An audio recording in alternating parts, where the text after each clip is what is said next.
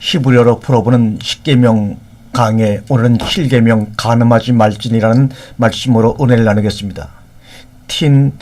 로티나프라는 말씀입니다. 앞에서 말씀드린 것처럼 여기서도 강한 부정을 사용하는 로를 사용했습니다. 그래서 너는 절대로 간음하지 말라는 것입니다. 그러므로 누구든지 남의 아내와 간음하는 자는, 곧 이웃의 아내와 간음하는 자는 그 간부와 음부를 반드시 죽이라고 레위기 20장 10절에 말씀하고 있습니다. 또한 잠언 6장 32절에서도 부녀와 간음하는 자는 무지한 자라, 이것을 행하는 자는 자기 영혼을 망하게 하는 자라고 말씀하고 있습니다. 여기서 영혼이 아니고 넷펫이 자기 혼을 망하게 하는 것입니다. 이런 자들이 어떤 자들이냐? 음심이 가득한 눈을 가지고 범죄하기를 쉬지 아니하고 굳세지 못한 영혼들을 유혹하며 탐욕에 연단된 마음을 가진 자들이라고 했습니다. 그래서 저주의 자식들이라고 베드로후서 2장 14절에 말하고 있는 것입니다. 여기서 굳세지 못한 영혼들이라고 했는데, 이 영혼들이 아니라 푸시게라고 해서 굳세지 못한 혼들을 의미합니다. 그리고 음심이 가득한 눈을 가지고 오는 문법분해가 현재 분사 능동태입니다. 그래서 굳건히 서지 못한 혼들을 계속적으로 유혹하는 자들이라는 것입니다. 그러면 여기서 말하는 간음이 뭐냐? 틴아프가 뭐냐 하는 말입니다. 간음하는 여자들이여 세상과 벗되는 것이 하나님의 원수임을 알지 못하느뇨. 그런즉 누구든지 세상과 벗되고자 하는 자는 스스로 하나님과 원수가 되려 하는 것이라고 야고보 4장 4절에 말씀하고 있습니다. 우리말 성경에는 간음하는 여자들만 나와 있는데, 시대반 원전에는 간음하는 남자들과 간음하는 여자들이 동시에 나오고 있습니다.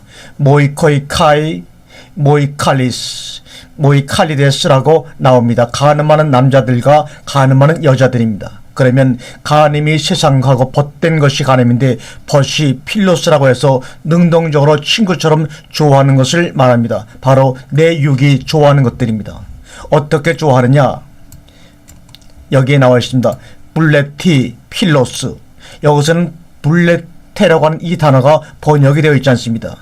이 블레테라는 의미가 무슨 말이냐? 그 의미가 기꺼이 못못하다, 의도한다는 말인데, 어떤 목적을 가지고 의도해서 기꺼이 세상과 현재 벗이 되었다는 것을 말하고 있는 문장입니다. 그래서 하나님의 원수가 되었습니다. 원수가 에크트로노스인데, 보좌로부터 분리된 것, 에크, 그 다음에 트로노스, 보좌로부터 떨어져 나온 것을 바로 원수라고 얘기하는 것입니다. 그러면 왜 하나님과 원수가 된 것입니까? 우리 몸은 내 것이 아니고 그리스도의 지체입니다. 그리스도의 지체를 가지고 세상과 짝하여 창기의 지체를 만들었기 때문입니다. 창기와 합하는 자는 둘이 한 육체가 되어 한 몸이 되었다고 했습니다. 그래서 음행을 피하라고 하셨습니다. 사람이 범하는 죄마다 다 몸 밖에 있거니와 음행을 하는 자는 자기 몸에게 죄를 범한다고 하셨습니다. 왜요? 우리 몸은 거룩한 영이 계시는 하나님의 전이기 때문에 그렇습니다. 그래서 우리 것이 아니고 주님의 몸입니다. 그 사실이 바로 고린도전서 6장 15절과 19절 사이에 자세히 나와 있습니다. 그러므로 바울 사도는 이렇게 우리에게 말합니다. 저희 중에 어떤 이들이 간음하다가 하루에 2만 3천 명이 죽었나니 우리는 저희와 같이 간음하지 말자고 고린도전서 10장 8절에 말하고 있으며, 그래서 이런 자들은 하나님의 나라를 유업으로 받지 못한다고 했습니다. 음란하는 자, 우상 숭배하는 자, 간음하는 자, 남색하는 자, 이런 자들을 불의한 자들이라고 고린도전서 6장 9절에는 또한 우리에게 말씀하고 있습니다. 그래서 성 밖에 있게 됩니다. 개들과 술객들과 행음자들과 살인자들과 우상 숭배자들과 및 거짓말을 좋아하며 지어내는 자마다 성 밖에 있으리라고 계시록 22장 15절에 말씀하고 있습니다. 그러면 세상을 벗삼아 사는 것이 간음이고, 이것이 또한 하나님의 보좌로부터 분리된 하나님의 원수인데, 우리가 조심해야 될 것은 혼의 욕구대로 살면서 육적인 모든 것으로부터 참으로 자유한 것으로 착각해서는 안 된다는 겁니다. 이것은 자유도 아니고 사랑도 아닙니다. 자유는 내 혼이 좋아하는 습성대로 사는 것이 아니고, 사랑은 이웃에게 해를 끼치는 것이 아닙니다. 왜요? 이미 주님의 말씀이 내 안에 자소의 풍성이 거하여 아가페토이가 되어졌다면 혼의 소욕대로 살고 싶은 필요성을 느끼지 못한다는 겁니다. 내가 좋아하는 짓을 하고 싶은 것은 혼의 욕구죠. 그래서 결국 혼이 좋아하는 본능대로 살게 됩니다. 이것이 창세기 이담의 아담의 속성이라는 것입니다. 그러나 이미 주님과 하나가 된 새로운 창조체라면 혼의 속성은 죽고 주님의 속성으로 회개가 되었습니다. 그렇지만 발에 먼지가 묻듯이 육신을 입고 있기 때문에 자칫하면 혼의 본능적인 욕구가 살아날 수가 있습니다. 그래서 바울 사도는 내 육체를 쳐서 날마다 내 속의 새사람에게 복종시키라고 했습니다. 바울이 진리 안에서 자유를 몰라서 율법에 다시 묶으려고 한 말이 아닙니다. 주님과 동행하는데 혼의 욕구들이 거침이 되기 때문입니다. 다시 말하면 자유는 자동차 악셀레다 같은 것이고 육체의 기회를 삼지 말라고 한 것은 브레이크와 같은 것입니다. 그래서 사고 안 할 것 같으면 악셀레다를 밟던 발을 떼고 브레이크를 밟게 됩니다. 조화를 이루는 것이죠. 그러나 인간의 본능은 악셀레다만 계속 밟고 싶은 것입니다. 그래서 신호를 위반하면서까지 나만 달리면 된다고 생각을 합니다. 그러나 악셀레다만 계속 밟아대면 결국은 마지막에 충돌하게 되어 있습니다. 그래서 결국 사고를 내고 다른 사람을 죽이게 되죠. 그런데 다른 사람을 죽이는 데서 끝나지 않습니다. 나도 같이 죽는다는 것입니다.